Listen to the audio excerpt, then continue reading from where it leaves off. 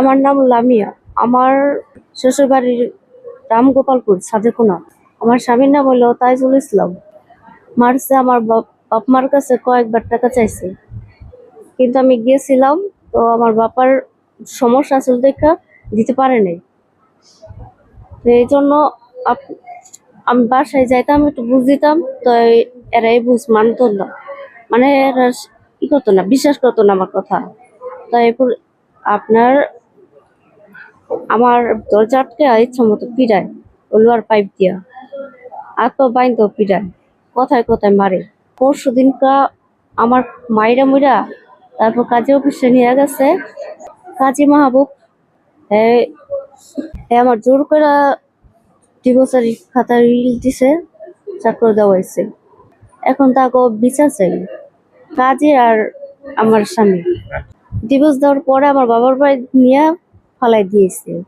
আমার হাতে পায়ে অনেক মারছে, পিঠেও মারছে।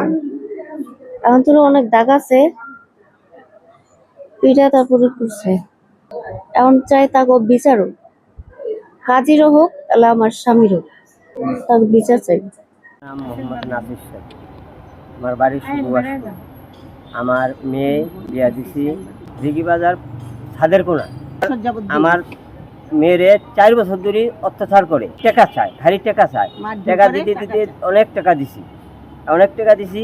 দেওয়ার পর ফিরা টাকা চাইছে 30,000। কইতাছে যে তুমি তোমার বাপের বাড়ির ওয়ারিশ বেচা লয়ে হও, লইয়ে আমার টাকা দাও, আমি বিদেশ যাই, এই কথা বলছে।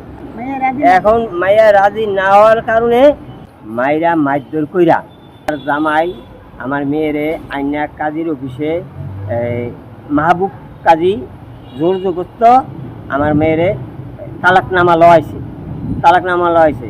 এরপরে আমার মেয়েরে নিয়া আমার বাড়ির গাড়ায় নিয়ে হালাই দিয়েছে রাত 12টা বাজে। হুমকি দিছে, মেয়ের হুমকি দিছে যে এই কাগজ দেখাবি না, আমি ধরা না পর্যন্ত। আমার মেয়ে নির্দোষ। আমার মেয়েরে যৌতুকের টাকার লাগা মারধর করছে।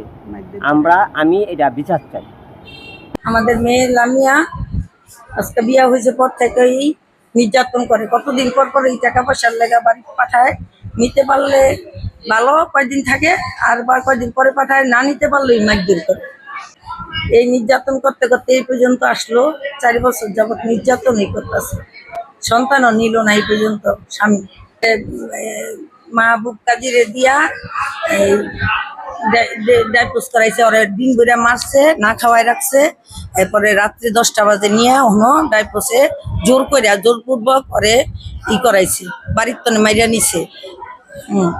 এরপরে মাহবুব কাজীও ওরে খুব করছে, রাগারাগি করছে, দেয় না দেখা। এরপরে সই দিছে, আমি ইয়া দিয়ে আবার করে আনিছে, ভিডিও করে আনিছে। আমরা তো আর জানি না এইসব। পরের দিন দেখি কান্দে, খালি কান্দে, কি কান্দসকে। এবার দেখি পিঠ ভরা মাইরের দাগ। হ্যাঁ, মারছে কাকি আমার এই যে এই কাগজটা দিয়া দিছে, সই করাইছে কাজী অফিসে নিয়ে। এরপরে আমরা এই হাসপাতালে ভর্তি করছি তাড়াতাড়ি না। এরপরে এই যে এখন আমরা চিন্তা করতেছি এটার একটা বিচার না হইলে এমন কত মেয়ে গজানি নির্যাতনের শিকার হইব।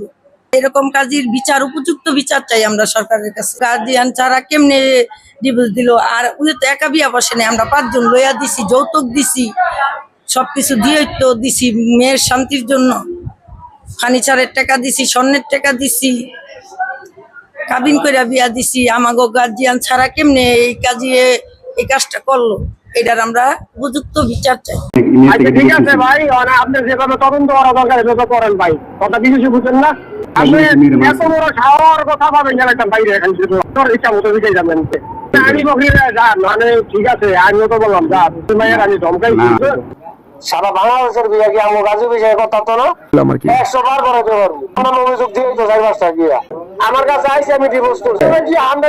থানার ভিতরে যান, এবারের ভিতরে লেখা সব বইরা লাঙ্গা, এবারের ভিতরে লেখা বইরা লাঙ্গা যান।